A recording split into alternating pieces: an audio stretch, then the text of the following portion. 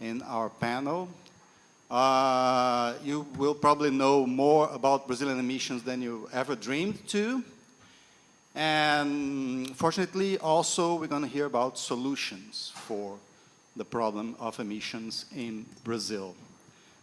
So our guests today are David Tsai, who's the coordinator of SEG, the System for Estimating Greenhouse Gas Emissions, developed 11 years ago by the Climate Observatory. Luiz Fernando Guedes, Executive Director of Fundação SOS Mata Atlântica, who's going to talk about deforestation in the Atlantic forest.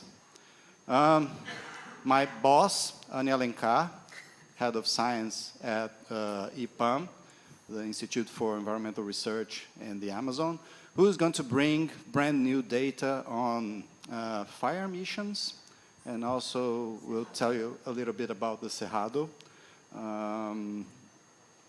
Brenda Brito from Imazon, who used to be my boss, and she will talk about the legal perspective on deforestation. And finally, Isabel Drigo from Imaflora, who will take you into solutions, the solutions agenda for emissions. I will do my best to manage the slides here, so without further ado, I'll pass it on to David. Thank you, Claudio. Good afternoon, everybody. It's a pleasure and honor to be here today and to give the first presentation and be followed by all of these people that I admire so much. So my presentation will be focused on presenting the Brazilian emissions trajectory in the last more than 3 decades, and also presenting a perspective for attending the current NDC that the country has, and also increasing the ambition. So how do I control the slides? It's Claudio? I will control the slides and your time. So okay. 10 minutes. Okay. Please. So for those of you who doesn't know SIG, very quickly, it's an initiative hosted by the Climate Observatory, and it's basically focused on producing knowledge and contributing to mitigating emissions. It has a core of work that is providing the data every year on estimation of emissions. So every year we launch the annual collection that, thank you, Isby, that monitors the emissions for the last year, and also revising all of the historical series. It's based on robust science. We base the methodology and all of the data and on the official emissions inventory. And it also has a portal to make information accessible to all.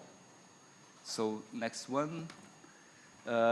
So it's hosted by the Climate Observatory, and it has 4 technical institutions that are responsible for the estimations according to the expertise, the technical expertise of each one: ICLEI, IEMA, Imaflora, and IPAM. We have also a technology partner and supporters. So Brazilian emissions from 1990 to 2022. If we look at the emissions without the land use sector, the Brazilian emissions has a shape that is very common to developing countries. So it has a kind of sustained increase in the emissions along the years. But if we look at all of the emissions, the gross emissions, we can see that the land use change and forestry is the volume control of these emissions. And in 2022, we have reached 2.32 gigatons of CO2 equivalent, which makes Brazil the 6th most polluter in the world. So land use change and agriculture, AFOLU, they account together for 3/4 of the Brazilian emissions. That's not new for anybody. And removals are also very important in Brazil, so because of, mainly because of protected land.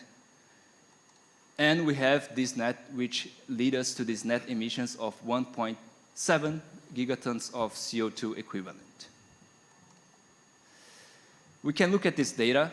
Another way to look at this data is to group the annual emissions into the presidential mandates. And it's interesting to see here, we had a peak of emissions in 2003 to 2006. And then we had a very big decrease in the emissions, leading us to the lowest levels of emissions in the country during the Lula II and Dilma I governments. And since then, we had increasing emissions, which is contradictory to the establishment of the National Climate Change Policy, which was in 2009, and a very big increase during the last government, as you can see, which was driven mostly by the land use change and forestry sector. So our total gross emissions per GDP, here are some indicators. I will go very fast on this. Our gross emissions by GDP are controlled by deforestation, and if we look only at emissions that are not associated to the land use change, we can see that we have, in the 30 years, a slight decrease, but in the last 10 years, we are established on the same level. Also, per capita emissions, we see the same sort of behavior controlled by deforestation. So today we have 11.4 total gross emissions, tons of CO2 per capita, 8 tons of CO2 emissions per capita in the net emissions. If we exclude land use change, we have 5.9, which makes us close to the global average of 6 tons per person. And here we have also the challenge, the size of the challenge of carbon neutrality in 2050, assuming a carbon budget of approximately 1 ton per person. And here's an analysis that we have done in our last report, looking to the future. So these are the net emissions of Brazil, and we can see the increase on emissions since 2010. And the NDC, our first NDC was submitted in 2015, and we had 3 revisions since then. The last one was a couple of months ago. And today we have 2 targets, one in 2025, one in 2030. And these targets are now absolute amount of emissions target. And these targets are approximately very close to the original NDC in 2015. So we didn't have any increase of ambition since then. And if we look at the level of emissions in 2015, we can see that in 2015 we had a very low level of ambition, because we would be coming from 1.5 to 1.3 in 2025, in 10 years' time, and in 20 years' time, in 2030, to 1.2. So that was considered, we could consider a low-level ambition. But now, with the net emissions that occurred in the last years, and mainly because of the loss of controlling deforestation, we can see that we have net emissions very high, which make attending to the current NDC, or the original NDC, as we call the new old NDC, because it was revised, but the level of ambitions are quite the same. And the target is pretty challenging now, because all of this loss that we have. We didn't advance, and we walked back, actually. So we did an exercise. We split a simple exercise. We split these net emissions into 4 major parts. One is deforestation emissions in the Amazon. It's the biggest chunk of emissions in Brazil, and it's the level of control. Deforestation of other biomes and other emissions, which, as we know, they're more structural and linked to development, so they're harder to abate. And we have removals, so these 4 colored lines, they add up to the net emissions. So we can see how to get to attain the 2025 target. We did a very, very conservative exercise, so we are assuming for 2025, which is 2 years from now, that emissions in other sectors except deforestation and removals, they will remain basically the same. No structural changes will happen in a 2 years' time. So this is pretty much realistic and conservative. And to 2030, we're considering a very conservative scenario, also freezing these emissions. So what needs to be done to reach the target in 2025 is to cut this forest that's needed to cut deforestation in the Amazon to the levels that where we were during the best control period, which was between 2009 and 2012, roughly. And so it will be very challenging to get to the target of 2025, but it's still possible because the speed of controlling deforestation is the same as we had already, Brazil has already proven more than a decade ago, and now we have more instruments, as I believe our colleagues will talk about. And in 2030, if we consider the scenario that the government has promised of zeroing deforestation in all biomes, we can have, in this conservative scenario, a net emissions of 700 million tons in 2030, which is roughly 500 million tons lower than the current NDC. So in a conservative scenario and complying to the current promises, we can have an increased ambition of at least 500 million tons in this conservative scenario. Thank you very much. This study, if you want to learn more, it's described on our most recent report, and you can find it in the SIG website. Thank you.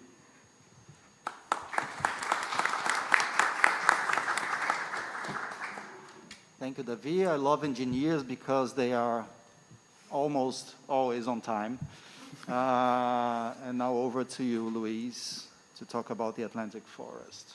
Thank you very much. Claudio, could you please give me the presentation? I'm Luis Fernando, Executive Director of SOS Mata Atlântica, a member of the Observatório of Climate Observatory in Brazil, and I'm going to talk specifically about one of the rainforests in Brazil, which is the Atlantic forest. I'll give you some context about the Atlantic forest, and then I'm going to address how we are in terms of decreasing emissions, of course, mainly due to zeroing deforestation and also restoration.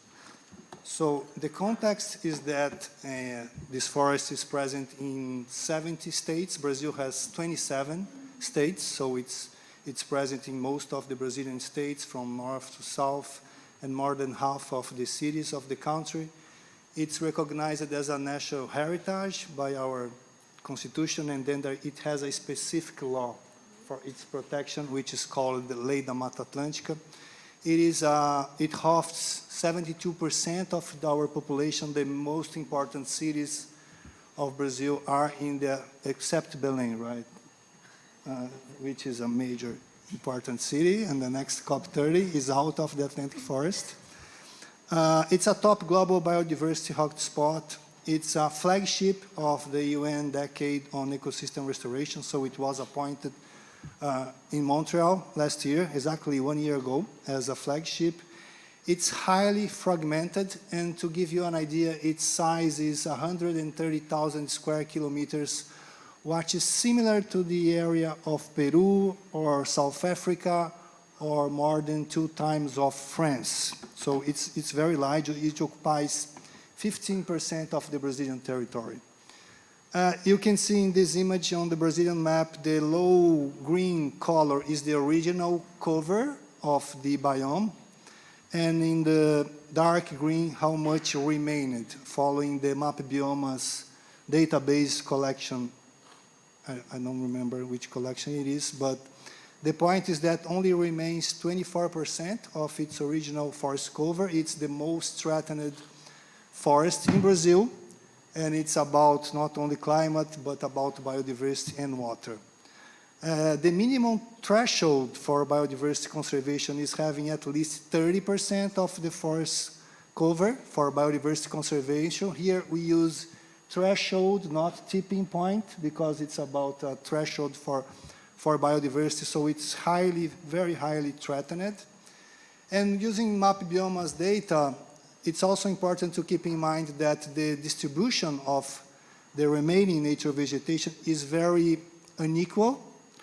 What you see in red are those municipalities with less than 15% of original forest cover, and then everything that's not green is below the minimum threshold. So it's heavily threatened, and this is unequally distributed across the country.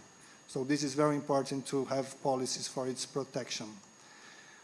This is the time series of deforestation from a partnership between SOS Mata Atlântica and INPE, which is our national space agency.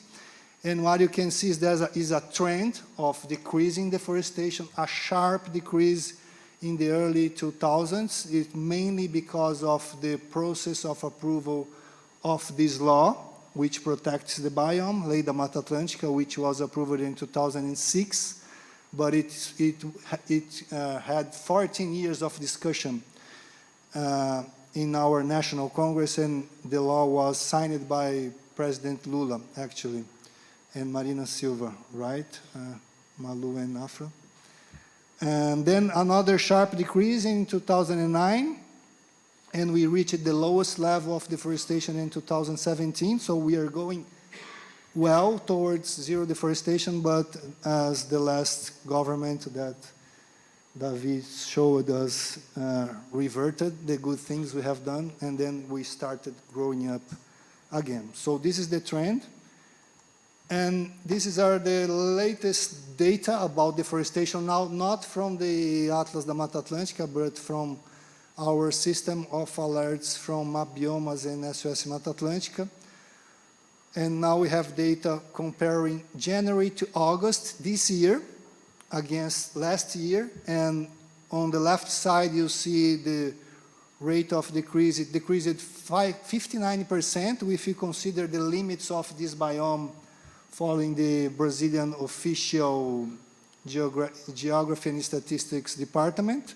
It was a huge decrease, but when on the right side you see the numbers from the total area protected by the Atlantic Forest Law, that is larger because we have pieces of the Atlantic Forest inside the Cerrado and the Caatinga, which are also protected by this law.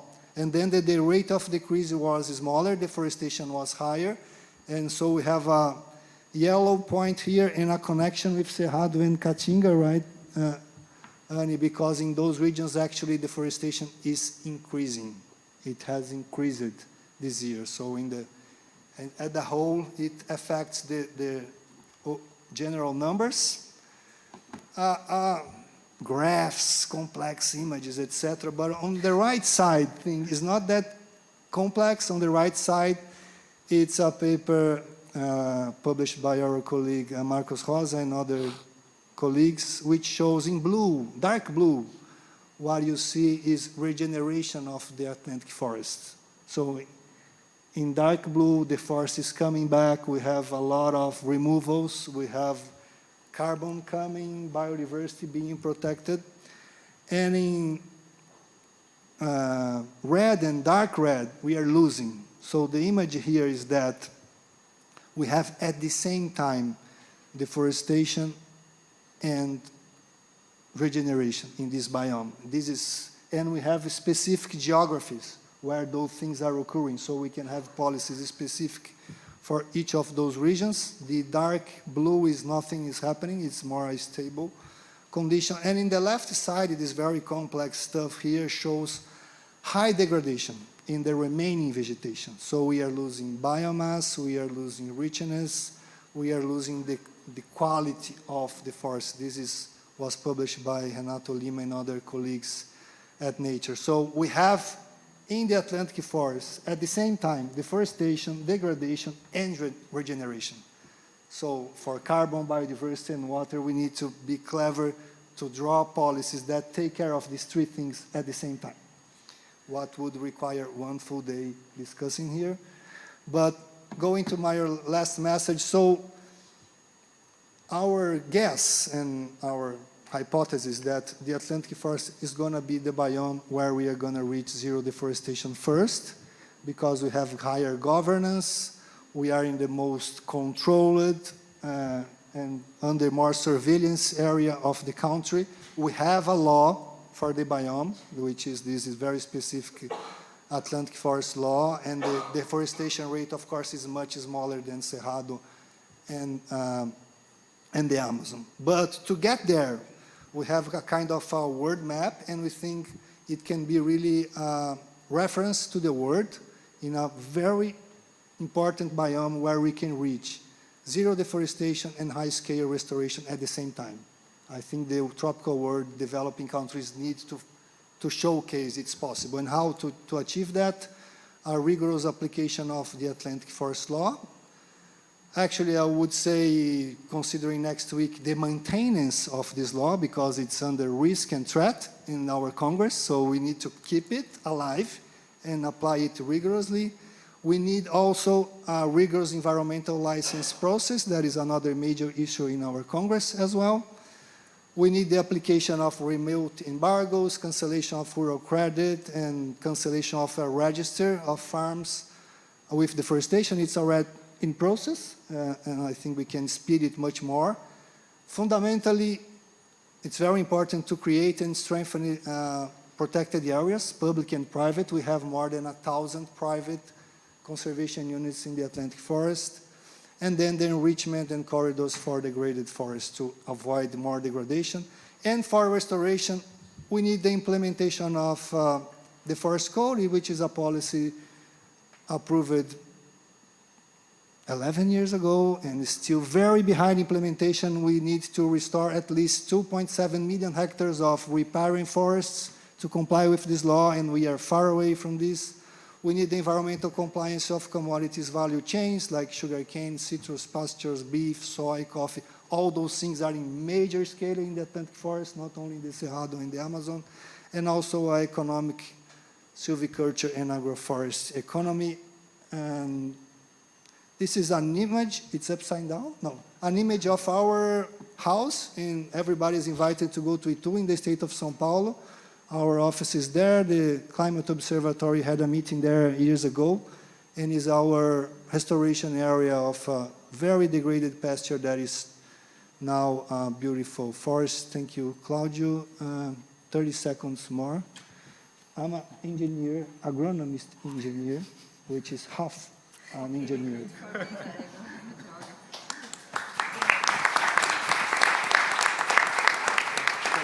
Thank you, Luis. And if you think the Atlantic forest situation is complicated, wait to see what comes next. So Anya Alencar is going to tell us about our problem biome, the Cerrado, but I've already asked her to give us a sneak preview into new research she's done on the recent fires in the Amazon rainforest, which is a rainforest, therefore shouldn't catch fire. Over to you, Annie. Hello. Thank you, Claudio. Yeah, you just asked me to talk about the hottest topics about related to land use change in Brazil, which is the Cerrado deforestation and also the forest fires. But before I start, I will just get the center point of our presentations here, which is the SEG data, and the importance of the land use change, as Davi showed, to the emissions, to the gross emissions and net emissions as well. So this is the SEG 11 data. And this is the way we calculate. So we use Mapioma's maps, annual land use, land cover maps, to calculate all the transitions between forest and non-forest land uses. And this is the result of it. And of course, we have more emissions than removals. And we have something that is really, in my point of view, a little bit weird, which is we have protected areas removals at a very large scales, which actually reduce our net emissions, but part of these protected areas have been highly affected by fires, drought, fragmentation, edge effect, logging. So those forests that by IPCC have been managed, and that's why are like said to be, how can I say, removing carbon from the atmosphere, are in fact releasing carbon to the atmosphere. So we need to work on that. I would say in a tropical spectrum, in other countries as well, trying to understand and to show that some parts of a tropical forest have been so degraded that they start to become a source. And this is the data I just added, just to show you that, well, first of all, explain the graph. So in green, we have emissions from land use change in the Amazon. And in pink, we have net emissions of land use change in the Amazon. And in pink, we have net emissions from forest fires in the Amazon. So we can see that in the first 2 decades up to from 1990 to 2009, we have a smaller portion of emissions, if you account all of them, related to forest fires. But in the last decade, we did reduce deforestation compared to the 90s and beginning of 2000s. But the emissions from fires have increased. And this is not like a fire went through a forest, a rainforest, and emitted everything that had to emit at that moment. Because the trees die afterwards. And the gross part of the emissions happen afterwards. And it keeps emitting 10 years, at least 10 years after that. We need more research on that in other countries as well to be able to understand the variability of that. But coming back to land use, and not, unfortunately, the pink is not being counted in our inventory. Is a non-related deforestation fire emissions. So, but coming back to the land use emissions, how we distribute that in Brazil. So most of it, land use emissions, gross emissions, happen in the Amazon and due to Amazon deforestation. But we do have 14% of emissions related to land use change in the Cerrado, which is our second largest biome. And why this is important, and then this is, I told you, this is the second hot topic in Brazil. I mean, the first, I should say now, because we have good news about the Amazon. So this pizza graph represents the 2002 official data set on deforestation among the biomes. So in 2022, Amazon was the biome with more deforestation in Brazil. In second place, Cerrado. This year we cannot make that graph because we still don't have the numbers for the other biomes. We just have the Amazon and Cerrado. But we can see that in terms of gross annual deforestation, the Amazon reduced by 40% its in area deforested, while Cerrado increased by 3%. And you can see, I mean, compare the levels, Cerrado is twice smaller than the Amazon in terms of area, and it has less than 50%, almost 50% of its area in remaining native vegetation. So that is a huge impact. And for those of you that don't know, Cerrado is this beautiful and very strategic biome for Brazil. It's right in the center of the country. It's the second largest biome, the richest biodiversity savanna in the world, because it's among several different, it's bordering several different biomes in the country. It's strategic for food and water provider, and is very rich in cultural diversity. This is the data from Mapiomas showing the dynamics of land use change, and we can see very clearly that large-scale crop agriculture have increased a lot in the past years in the Cerrado. So in our days, we have about 48% of native vegetation of Brazil is in Cerrado, and 18%, 48% of native vegetation of the biomes is still there. These represent 18% of Brazil's native vegetation. And now we are starting to get to the point of understanding why we shouldn't say, okay, there's not much we can do about Cerrado, but I think there is something that we can do about Cerrado.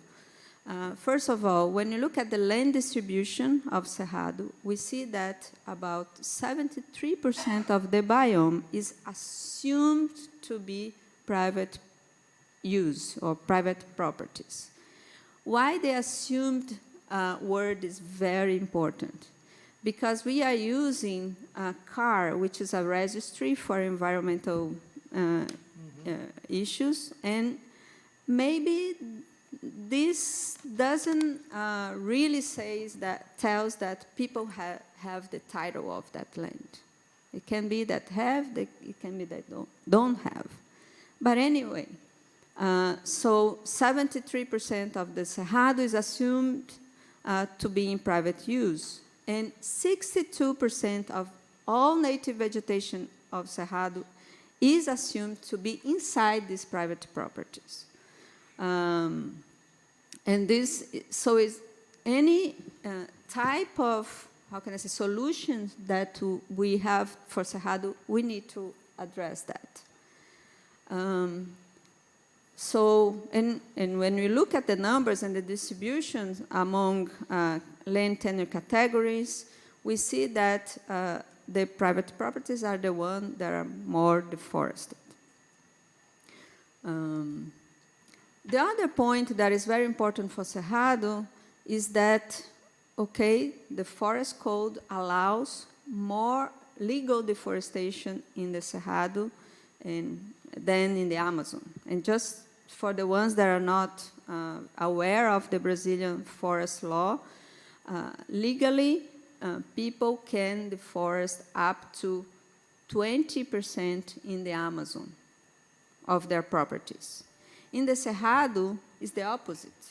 People can deforest up to 80% in the other parts of Cerrado outside the legal Amazon, which is a political boundary that we have. And in that area, which means the Cerrado closer to the Amazon, people can deforest 65%. Which means that for all the strategies that have been used in the Amazon to reduce deforestation, I'm not an engineer, so... You stole my joke. So far, I'm really finishing. So to drop deforestation in in the Cerrado, only like enforcement will, the way people are doing the Amazon won't be enough, or maybe won't work, or maybe will.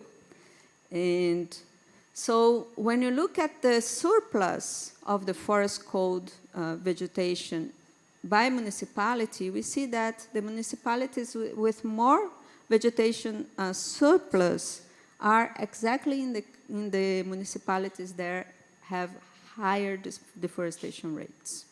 So just the final remarks, and I think it's very key to be here for us to think about it. So we shouldn't give up of Cerrado, understanding that, okay, this is mostly private properties and people have rights to the forest. And we cannot do anything about it. And if that's totally true, we couldn't do much about it. We could have incentives. But we need to address the tenuous situation of these areas to know if these areas are really private properties or they were kind of appropriated properties, number one. Second, we need to work on the licensing systems because according to MAP Biomes, only 8% of the deforestation alerts had licensing. So if these people could deforest legally, where are the licensing? So we still have a long way to go to work with enforcement to reduce deforestation in the Cerrado. Thank you. Thank you, Annie.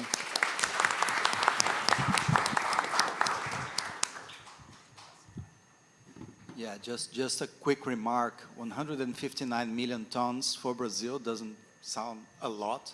That's what we emit from Cerrado deforestation, but that's larger than many countries' emissions in a year. So now Brenda Brito is going to tell us what happens when enforcement fails and we have to go to court. Also. Thank you very much, Claudio. Good afternoon, everyone. I'm Brenda from Imazon, an NGO based in Belém, where we will hopefully host the COP30, a beautiful city. Hope to see you all there.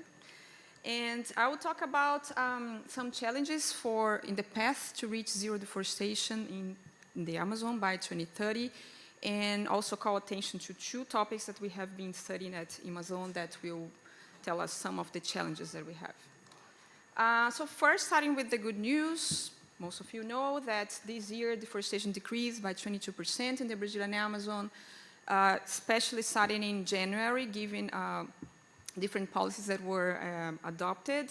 It was the first time after 4 years that deforestation was finally below 10,000 square kilometers. And I will not go into all these details, but a lot of new policies and measures have been implemented since January with the new government to strengthen institutional organization, especially at the Ministry of Environment, but also other ministries that most of all actually have some created departments to deal with environment and climate change issues. Increased enforcement of environmental laws, so increased field inspections, environmental fines, embargoes, operations to remove intruders for indigenous lands, and also reviewing and launching policies and regulations. And I will call the attention to the launching of the fifth phase of the plan to control and reduce deforestation in the Amazon, the PPCDAM, that historically had a very great importance in decreasing deforestation in the period between 2005 and 2012. And I want to call your attention to two specific issues that are also somehow included in these policies. One of them are the need to discuss the public forest allocation in the Amazon, and the other thing is to reduce impunity of environmental criminals at courts, which is something that we usually don't talk about, but it's highly important in my view. So first, I want to share this data with you about a study we published this year in Amazon, where we show that until 2021, 69% of the federal undesignated public forests were under risk of privatization, meaning of receiving at some point a land title based on illegal occupation of public land. And the way we we reached this number is that we are considering 3 types of risks in this, specifically in this area of federal undesignated public forests. There are about 20, now it's kind of 30 apparently, but at this point was 25 million hectares. So the 3 types of risks that we mapped are first, the actual land claims, land title claims already mapped by the land agency INCRA. The second threat was related to registration at the Environmental Rural Registry that Annie mentioned, which is a self-declaratory registry saying that someone is occupying or owning a land, but many of this area was actually overlapping with public forests.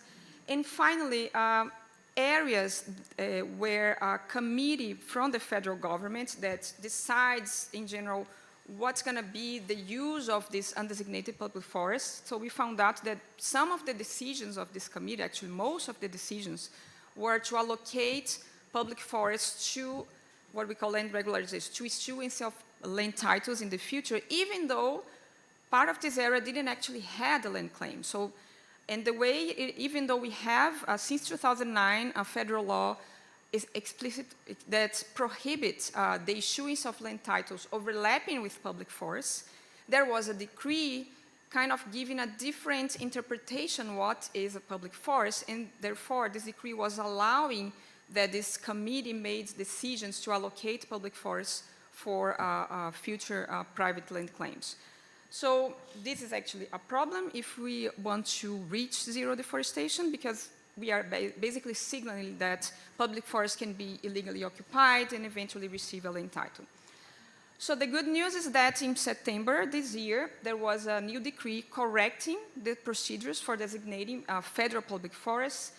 And what the decree basically does is to repeat the law. So it's not something that it's creating, because it's already, it's a decree. It cannot, in theory, create something new. But the decree explicitly says, let's say, guides this committee that will decide about land allocation, that the allocation of public forests will be restricted to the following public policies: the creation of conservation units, demarcation of indigenous lands in quilombolas territories and of other traditional peoples and communities, forest concessions, and other forms compatible with sustainable management of public forests. So it's a clear guidance that will need to be followed by the committee. But I would like to highlight some challenges, because still there are a lot of challenges to implement this decree. But I would like to bring the attention that I'm here talking about federal lands, but we also have in the Amazon state undesignated public forests. There are actually, the area is actually higher than the federal one, so states owns public lands and therefore they can decide how to allocate them.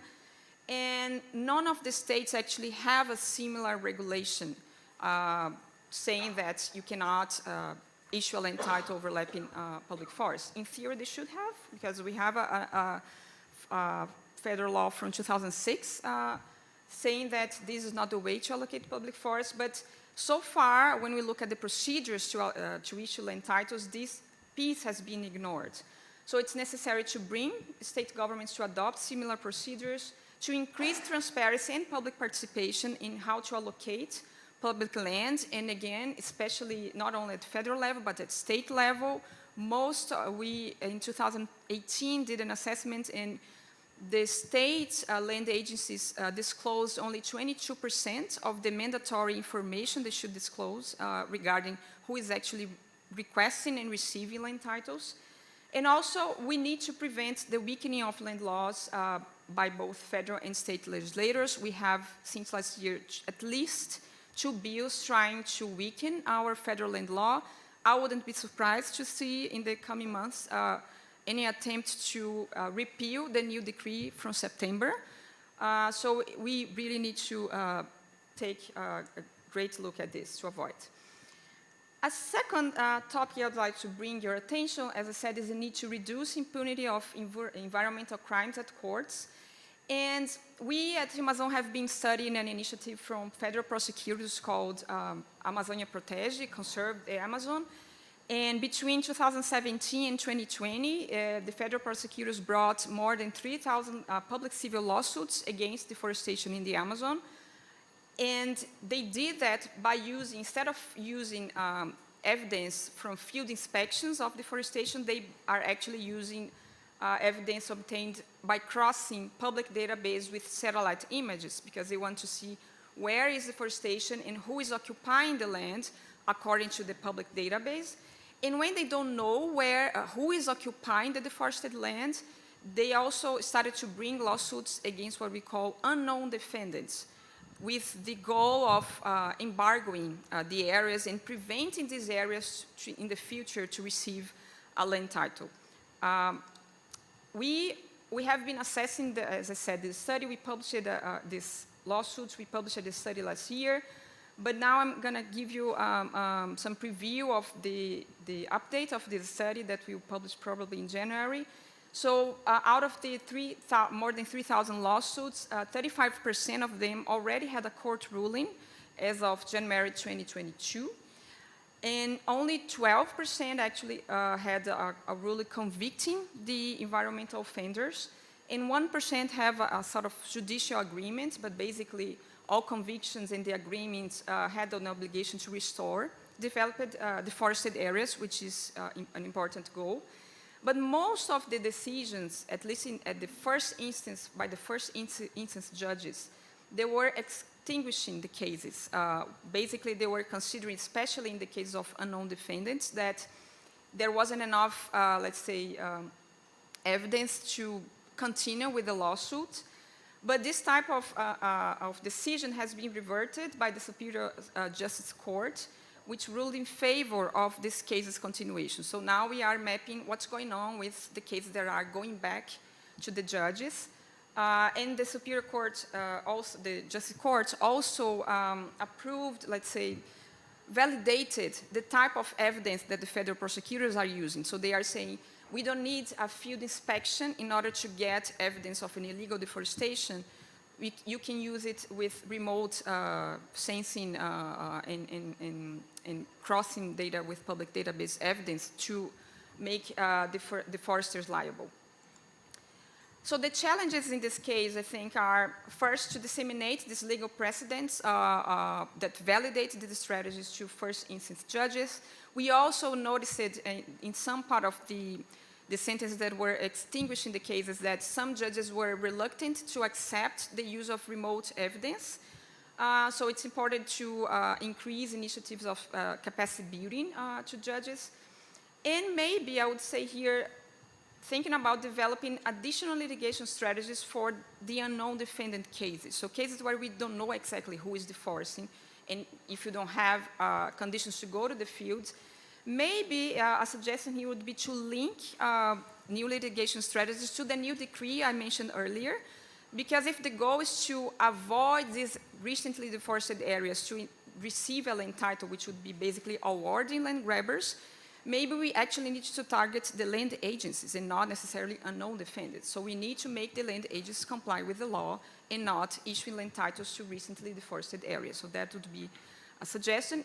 And in my final 30 seconds, I would just like to comment on a recent advance, because I want to finish with a positive note here, that the National Justice Council released a couple of months ago a new protocol to assist judges in assessing evidence based on satellite images. So basically, with this initiative of building capacity, and one of the responsibles for this initiative is here, the Judge Rafaela Rosa.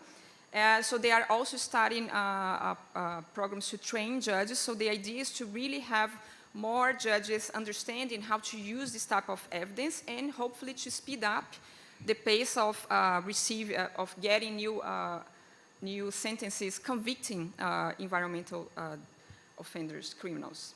Thank you very much.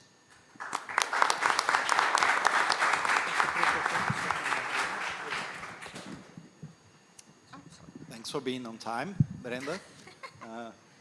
12 minutes. That's what we agreed in 12 minutes, okay? Yeah, on time, not On time, in time. okay. Anyway, so now over to Isabel, who's going to tell us a little bit about solutions for agriculture-related emissions. We published this year data showing that food systems emit nearly 75% of all Brazilian emissions, but there are ways around it. and Isabel is going to show what can be done and what is being done. Thank you, Claudio. Thank you, my colleagues that provided to us this big picture of the state of deforestation, but also some hopes in the way. So I'd like to talk to you about this. I think it's a provocative question. There is such a thing as low emissions farming. I know that there's a lot of skepticism around that possibility. But in fact, what you are looking for is move from the worst production model to a more sustainable one. So there is a long way to do that. But other questions are, who is actually doing that? Who can do that? I'm talking about farmers in the whole country, not only in the Amazon, but also in the Cerrado region, and also in the southeast, because we have a lot of livestock, for instance, in the southeast of Brazil, in the south also.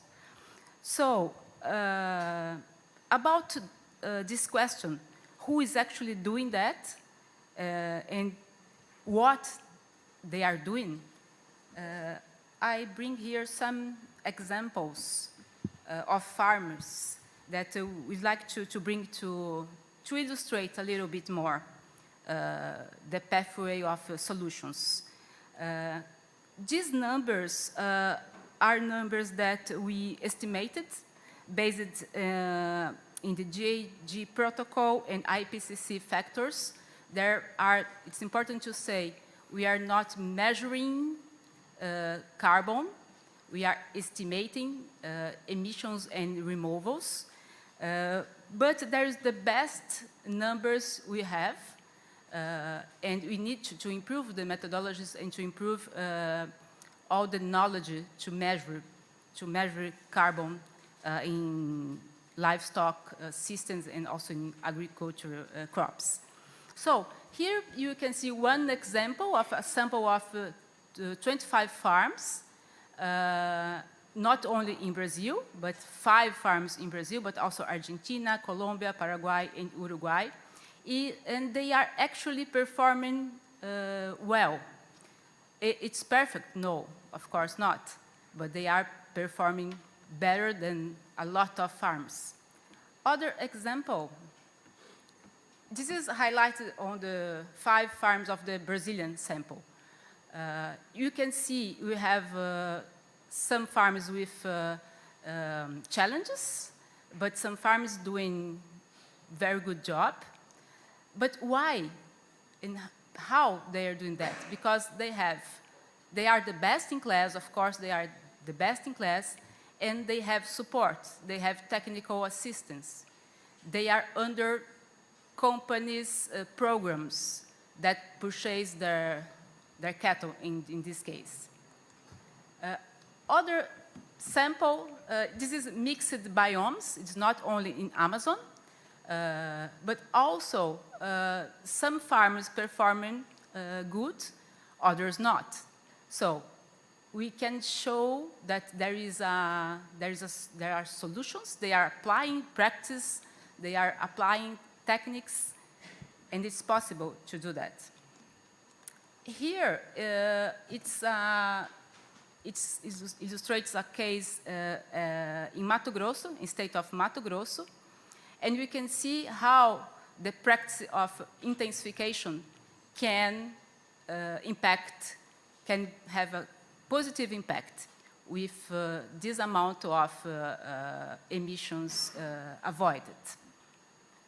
Other one, here we have a case of small farmers recovering degraded pasture.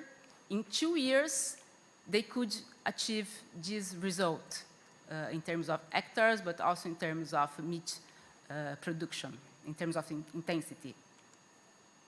Other one, also small farmers, is in south of the state of Pará, with agro-silvicultural systems, introducing the pasture land so they can also reduce emissions. And here, not in Brazil, but it's Paraguay, it's the Chaco in Paraguay, but an example of dairy cattle and milk production. And it's very important to us in Brazil and Amazon region to understand the solutions, the way to work also with the milk production, because it's very important for the small producers in the settlements in Amazonia. So, from to again, urgent actions needed. As I said, all these studies are about project pilots. It's not a lot of farmers, that's the truth. I also said they are the best in class. So how to scale up the solutions? The solutions are described in the Brazilian science. We have Embrapa, that is a research center, very, very important. We have the universities, all these organizations providing solutions. So you need to scale the practice recommended by agronomic science. We need also to fix the financial flow. So finance actors and finance systems is very important. They have to finance the right models. And you can use the public credit in Brazil, like Plano Safra, but also the private banks and the private financiers, they have a whole here. We need to think about to keep the approach simple. We have simple technologies that can be assessed by the small producers, like fencing. So you need to introduce right now these very simple solutions. And mass technical assistance in the most remote regions, because as I said, we are looking at very best producers. They had financial, they had technical assistance, but you have a lot of producers, they don't have access to all this. And finally, we need to monitor progress. We need to know the state of art of each property in Brazil. So you need traceability, and you need to monitor these metrics somehow. And advanced methodology and metrics to capture removals, mailing in the carbon, the soil carbon. There is a long work to do, but you have how to do in Brazil. So again, we have financial flows, so we have money, and you have people very well positioned to do that. So we have to do. That's it. I hope I saved the time. You did. Thank you.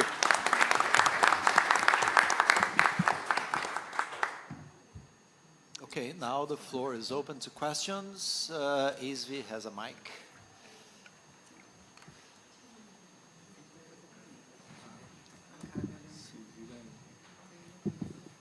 Hello. Good afternoon. My name is Glenn. I represent the organization just south of São Paulo, Instituto Terra Luminas. I've been talking to many landowners related to growing very subtle, slow water problem. I spoke to a person called Guilherme Castanha. He is one of the leading people in the southeast of Brazil related to ecological water management. And he's been talking to a lot of landowners in the state of São Paulo.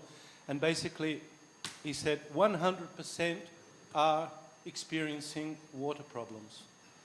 Slowly, the wells are drying up. Slowly, the springs are getting a little bit, having to dig a little bit further down to get water. And I've been living on the land, in the forest for 9 years. And we're experiencing this also. The question is to the lady about Cerrado. I've heard that this weather change pattern is due to the deforestation of the Amazon. Slowly the aerial rivers are slowly being cut off, but there is a problem of the heat boil of the Cerrado due to the extensive burning and the rapid deforestation of the Cerrado. The water transfer from the Amazon to the southeast is having a difficult time to come down because of the heat boil in the Cerrado. I'm curious to know about if there is any research regarding that, and if there's any truth to this. This was told to me by some quite respected sources, that we're in the middle of a climate change in the southeast of Brazil, provoked by these two questions. The deforestation of the Amazon and the deforestation of the Cerrado is provoking a permanent climate change on the southeast of Brazil, which could lead to very serious economic problems.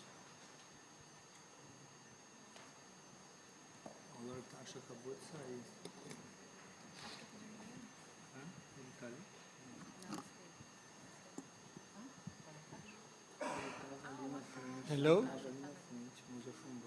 Okay. My name is Oscar Rodas. I'm the Climate Change and Policy Director from WWF Paraguay. Isabel, I saw that you share a very interesting case of 5 haciendas in Paraguay. And one of the haciendas producing cattle and milk is becoming, compared to the baseline in the year 5, like a carbon negative in your chart. Do you have more details on these haciendas in Paraguay? Thank you.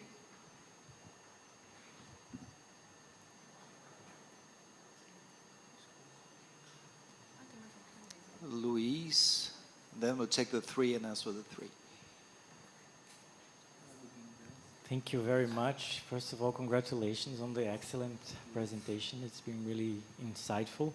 My question goes to Annie from IPA. You mentioned that more research would be welcome in terms of the potential or the risks involved in protected areas becoming sources of emissions rather than sinks. I was wondering if you could elaborate more on that, and because you did mention a tropical approach to it. So would that be in terms of more science or more policy or both? Thank you.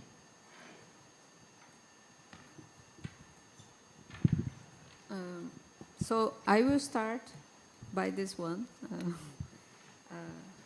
What I mean is that actually in Brazil, the Amazon has evolving a lot with trying to understand the impacts of fires and logging and forest degradation, basically, on carbon stocks and how this evolves over time. But we need to expand, we need plots, because so we need to have investments in expanding plots. What happens with forests that are burned 3 times and with different intervals? Burned and logged, we don't know. We don't know what are the rates of removals and the rates of emissions and the combustion factors and all this type of stuff. What we have, there are maybe 3, 4, 5 groups of research that have permanent plots. 5 is spread in the Amazon. So this is what I mean by we need to understand better what are the effects on the ground of these disturbances. And we need to be able to understand that variability in order to extrapolate. And I'm talking about the Brazilian Amazon, where I know that we have been some research on that. But the other tropical countries, they have few research on that, fewer than in Brazil. So we need to expand that network. This is what I mean. In terms of the water in the Cerrado,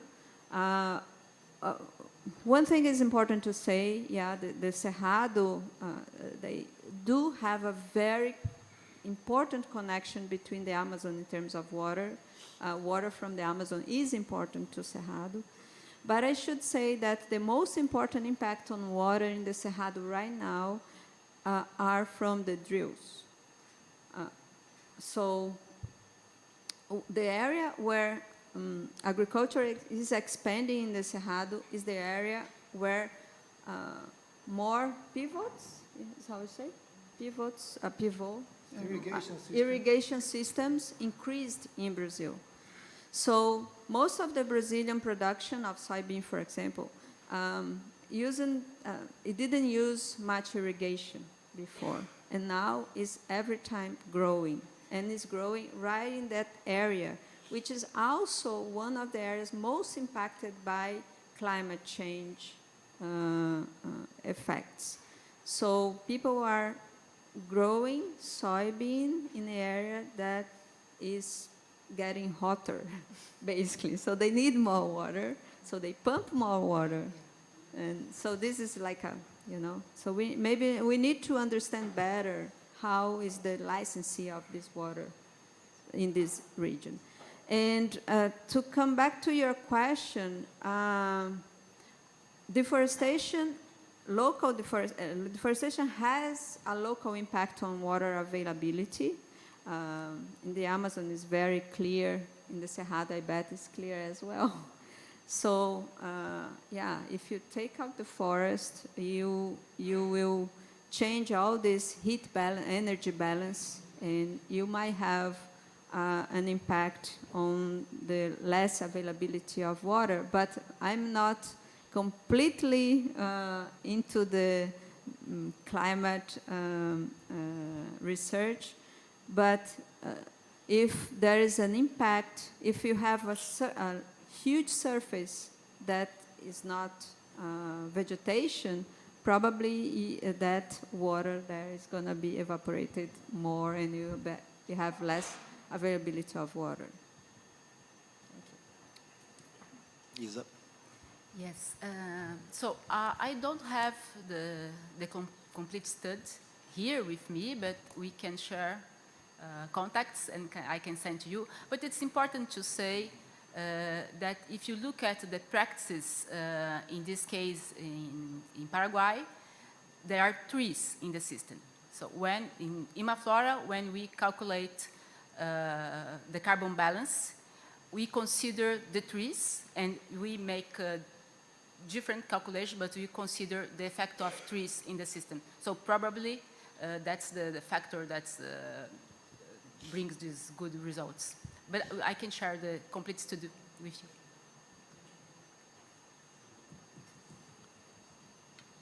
Okay. Anyone? Hi, Peter Pringerman from Associated Press. So my question is about whether there's worry about some of the oil policies of the Lula administration. I know, let me get my notes here, a couple of the blocks that are going to be auctioned off are actually in the Amazon, are going to be looked at. You have SAML between Para and Amazonas, and then SAMO in Eastern Amazonas. So I just wonder if there's any concern about that, because everything you've shown here is how well Brazil has done really in the last year in slowing deforestation, which Lula had promised to do. So just wonder what you're thinking about that. Yeah, well, this is a land use panel, but we do have some new calculations. Davi has done some calculations some days ago. They've been published by Brazilian outlets showing how oil emissions, not from the 600-something new blocks, but from the equatorial margin. This is a huge new oil frontier that the Brazilian government is looking into, and some people, especially our energy minister, are well into trying to drill how much emissions from this oil could offset emission savings from reduced deforestation, that we can go further into it. Yes, very interesting question. If we look at the oil production strategy in Brazil, if we explore that potential, that reserve that is in the equatorial margin, it would be like multiplying Brazilian emissions by 4 to 6 times. I don't have the exactly numbers in my head right now. I would have to consult it. But it would discompensate all of the effort in the deforestation. It would not necessarily, it would not probably make the Brazilian emissions higher because of the accounting methodology, because the strategy is to export that oil, so that would not be burned inside the country, so that would not be accounted in the Brazilian inventory. Nonetheless, the hazard is shared, is global, so that is a contradictory message or direction that Brazil would have if, while curbing deforestation, also exploring that margin. Thank you. I have two. Yeah. Marielos Peñaclaros, co-chair of the science panel for the Amazon, and I have a bit of a provocative question, because what we may be seeing is that of what we have seen also in the past in Brazil is that when rules and regulations get very strict in the Amazon, there is leakage of deforestation to other ecosystems of the country. And I would like to challenge you to think about what will be the leakages, not only to other ecosystems, but also to other countries, Amazonian countries, of Brazilian farmers moving elsewhere, and what will be the consequence of that. I come from Bolivia, and that's the reason for my question. The other question that I was wondering is, I'm not very familiar with these carbon budgets. I was wondering about this line that you had called other emissions. And I was wondering what that actually means, or what does it include, and why is there not a strategy or an action to decrease those as well, and that all efforts are into this zero deforestation? First point, in terms of regulations, the biome with most restricted regulations is the Atlantic Forest one, because it is the only one which has a law for the biome. And this law rules protection, conservation, use, and restoration. And deforestation would be allowed only for public utility and social interest. Can I say public utility? Public purpose and social interest. So conversion would be only allowed in these two very particular situations, and also when forests are younger than 10 years. And we have 6 biomes in Brazil.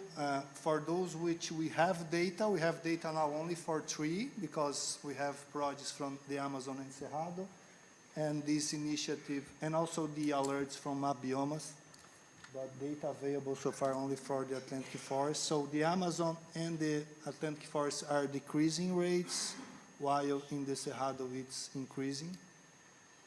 The Pampa is the one with the highest rate of conversion right now, right? Yeah. So very concerning.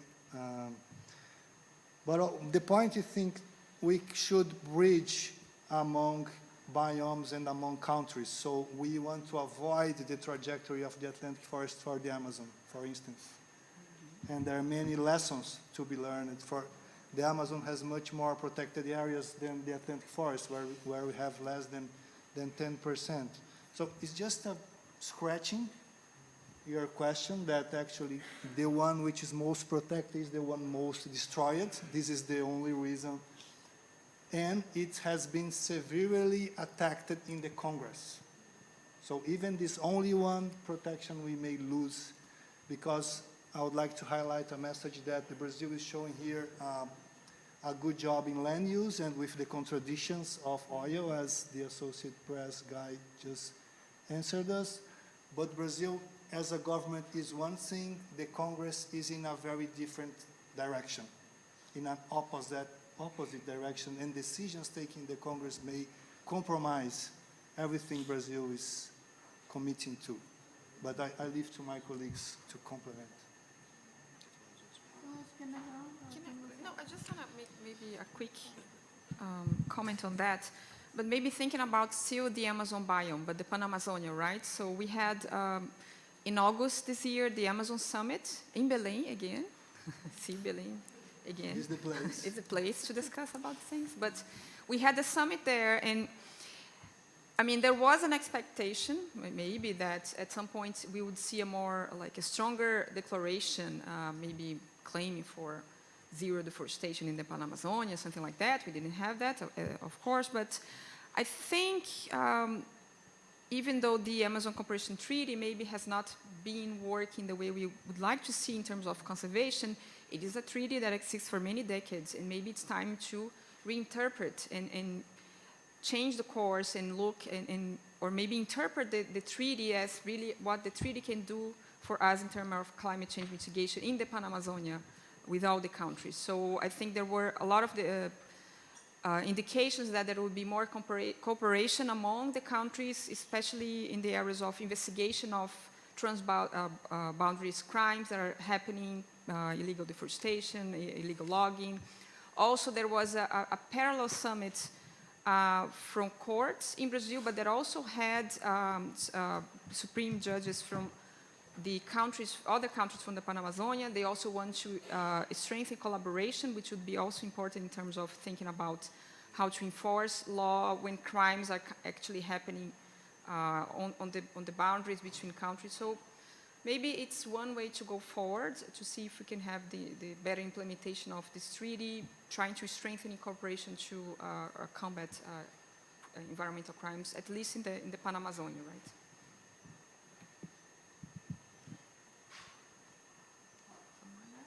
Can I say something? Just really quick about this deforestation spillover.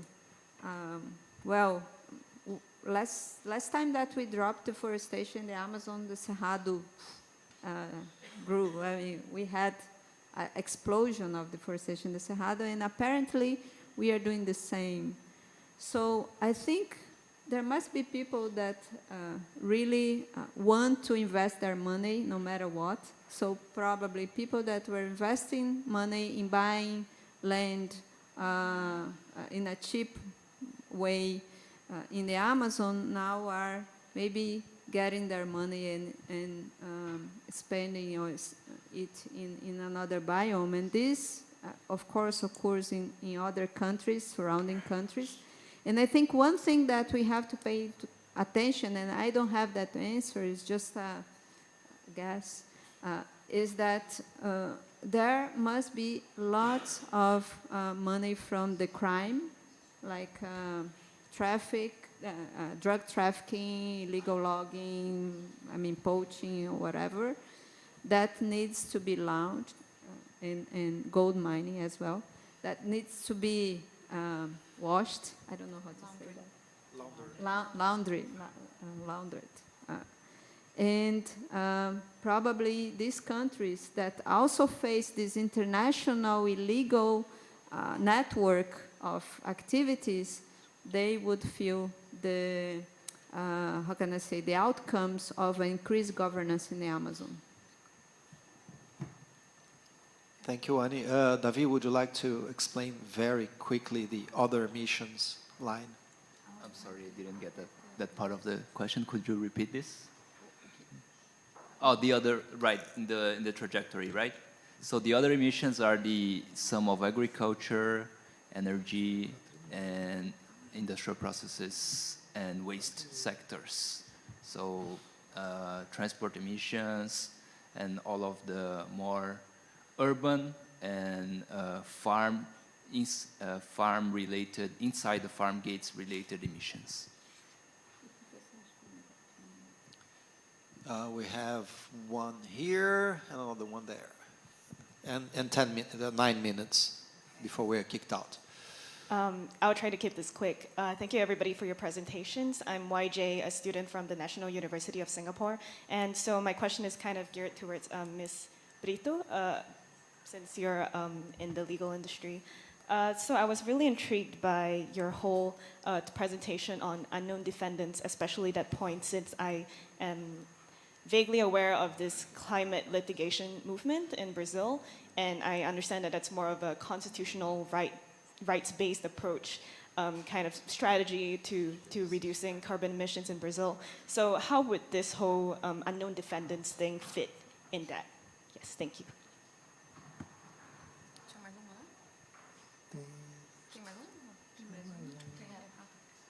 There's one more in the back.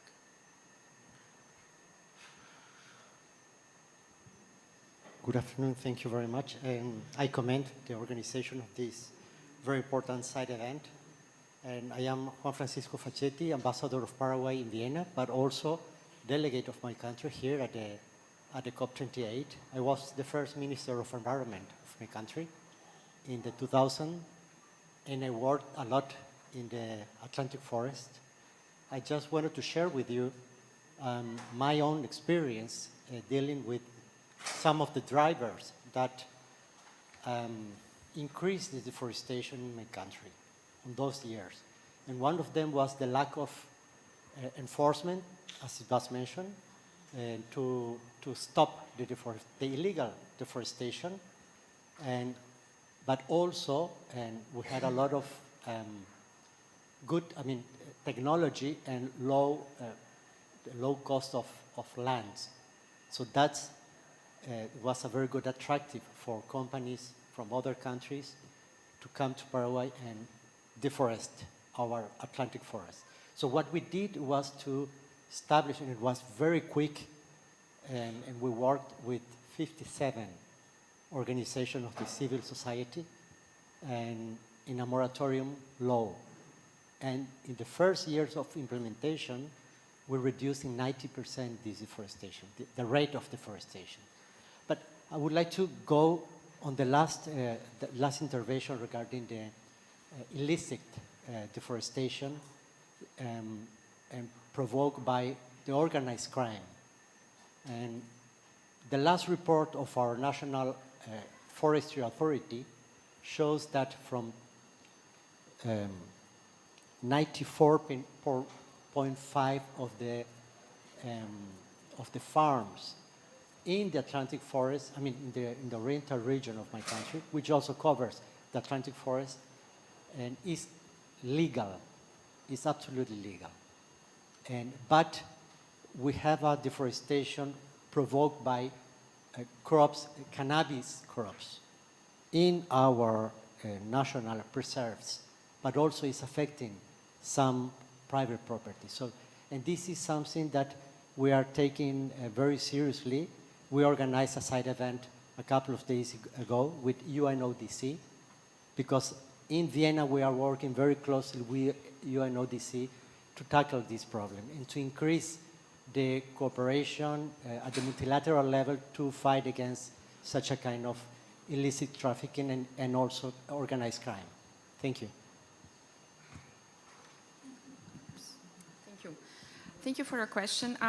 So the unknown defendant strategy is a possibility in our civil procedure code in Brazil. To my knowledge, it hadn't been applied to environmental cases until 2017, and hence the resistance of judges initially in admitting this possibility. From the 3,500 lawsuits that we are assessing, less than 10% are actually against this unknown defendant. So most of them actually had identified the cases. But most of the court rulings so far are from these unknown defendants cases. And the reason for that, in our opinion, is because since judges were not recognizing this possibility, they were like quickly dismissing the case. So it was quicker for them to just release many decisions in the same day saying we do not recognize these cases.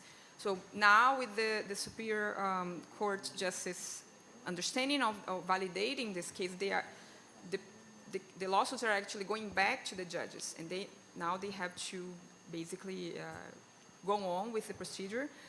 But as I said, the idea from the prosecutors in this case was to somehow have a judicial decision trying to block let's say, the illegally deforested area to prevent these places to become later on recognized as private properties, which is a practice very common in Brazil, unfortunately, that you occupy public land, deforest to signal land occupation, and later on you claim a land title, and eventually try to change the law in your favor to receive the land title.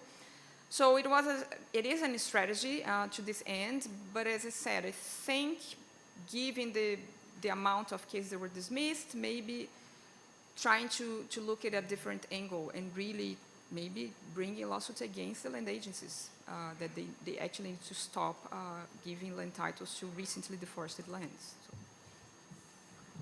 Thank you, Brenda. We have precisely 3 minutes before we're kicked out of the room, so I'd like to know if folks here want to give their 140 characters final remarks. I would like to remark that the exercise of increased ambition that we made it looks optimistic, but it's actually conservative.